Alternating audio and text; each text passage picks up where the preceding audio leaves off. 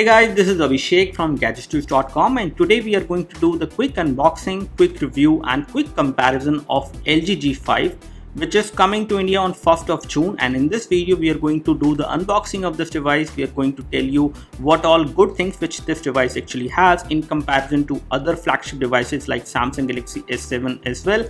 And we will also do a quick comparison of this device.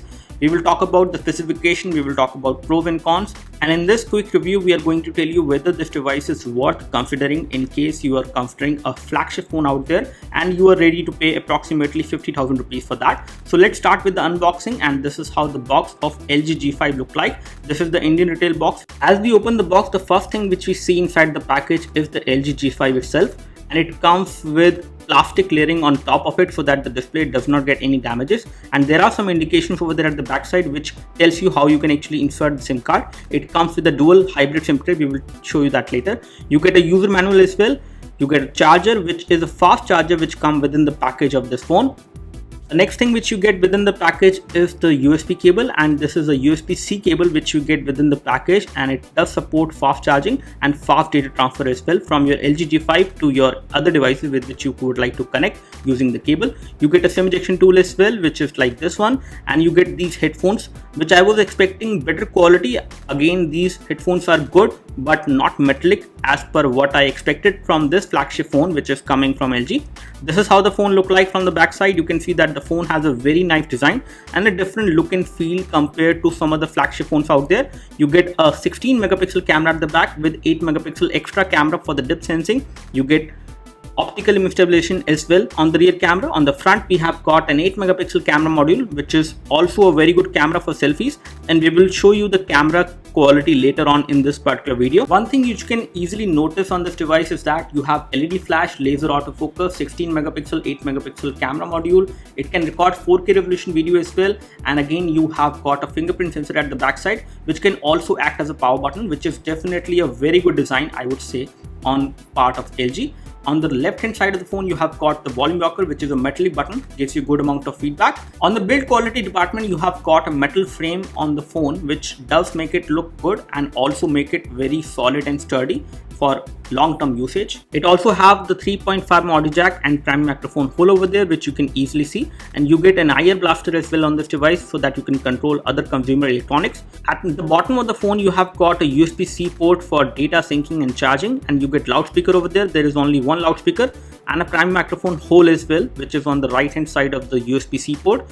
On the front bottom you can see that we have touch capacitive buttons which are there within the display, and then you have a dual SIM button as well, which is a touch capacitive button within the screen so that you can switch in between two SIM cards which you might use on this phone. You also get very nice brush metal finishing over there on the front bottom, which does make it look nice, and you have a button on the side with which you can eject the bottom part, and this is something which makes this phone very special among any other phone out there or flagship phone out there, because this is a kind of a modular design and it is the first time we are seeing this kind of a design on any smartphone. It has this battery which can easily come out, and that is how you can replace the battery on this flagship phone, which is right now not possible on major flagship phones out there including Samsung Galaxy S7 and HTC 10. So this battery is not a very big battery. It is a 2800 mAh battery, which is again not too big, but you can always replace it, which is definitely an advantage. As I already told you that it comes with a dual hybrid SIM tray, so you can either use two SIM card or you can use one SIM card and one memory card, but not all three at the same point of time. In terms of display, this device has got a 5.3 inch IPS LCD display, and it is a 2K display, so the pixel density is pretty high,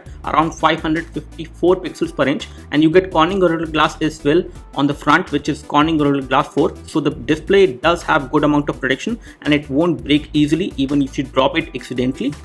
One nice thing which LG have done this time with this phone is that they have made the UI much more smoother and simple in terms of the overall usage. It does not consume much of the resources. The RAM available on the device is also pretty much, and we will show you that. The overall user interface on the device has become much more responsive and smoother, and it does not cause much load on the hardware, which does make this phone pretty smooth and responsive in day-to-day usage as well as in heavy usage scenarios as well. It comes loaded with Android Marshmallow 6.0.1, which is again one of the latest version of Android which is available right now, and you will see this version of Android on other flagship phones as well. Apart from that, the phone is very light. It is 7.7mm and around 159 grams. With this kind of form factor and the kind of build quality they have given, the phone looks very nice and feels very different from some of the flagship phones out there. The display on the other hand does have very good colors and it gives you great viewing angles as well, and the outdoor visibility of the display has been improved much better now. You can easily use this phone in outdoor without any issues, and overall display wise the colors look very nice and punchy. When it comes to the RAM, you get 4GB of RAM on this device. Approximately 1.5GB is free in average, and right now as you can see on the screen it is 2.2GB which is available out of 3.7GB which is the available amount of RAM. Again, this much amount of RAM is pretty sufficient for running heavy games and application without any kind of lag, without any problem. The Snapdragon 820 on this device does perform nice. On the storage front, it has got 32GB of storage, out of which 23GB is available, and again that much is good enough storage, but you can always expand the storage with the help of a micro SD memory card as well. Moving on to the camera is one of the most impressive part of this particular device. It comes with two cameras at the back. One is 16 megapixel, the other one is 8 megapixel wide angle camera. So you can either switch in between these two cameras while taking photos from the rear camera module, and you can decide which one you would like to use. In case you would like to take wide angle shots, you can always use 8 megapixel camera, which can give you a 135-degree lens view, which is definitely good and covers much more area compared to the 16 megapixel camera module.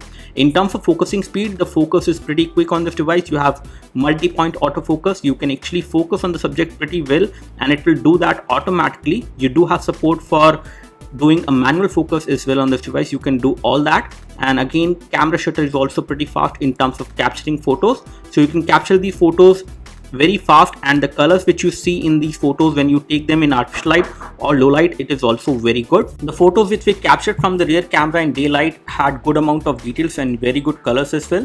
2K display on the other hand does make things very nice in terms of the overall colors and what you see in terms of pixels on the display, which is definitely making this phone special. On the benchmark front, because it has got Snapdragon 820, it performs great. It has got a single core score of 2298 and we got a multi-core score of 4037, which both are very good scores.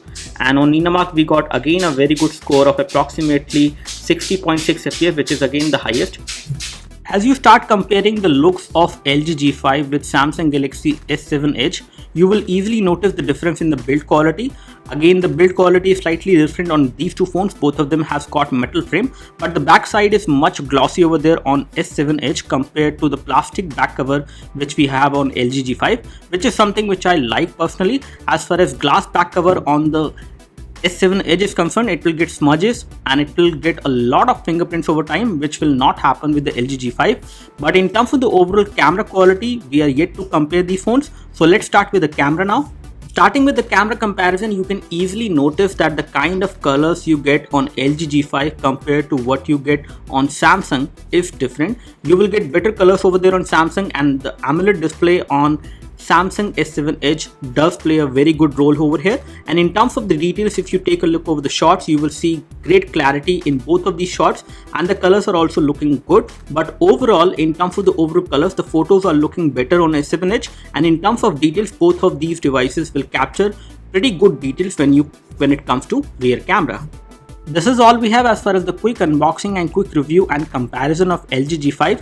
This phone comes with a very different design which you will not see right now on any of the flagship phone. As far as camera is concerned, it is a good camera. It may not be the best camera, but one of the best camera you can have on flagship phones. It is definitely better than what you get on HTC 10, but it is not better than what you get on S7 Edge. So this is all we have. In case you have any queries and questions, please leave your queries and questions in the comment section below. You can like this video. This video help you by clicking the like button below. You can subscribe to our YouTube video channel for more videos like this by clicking the subscribe button below. Thanks for watching this video. This is Abhishek signing off. Thank you.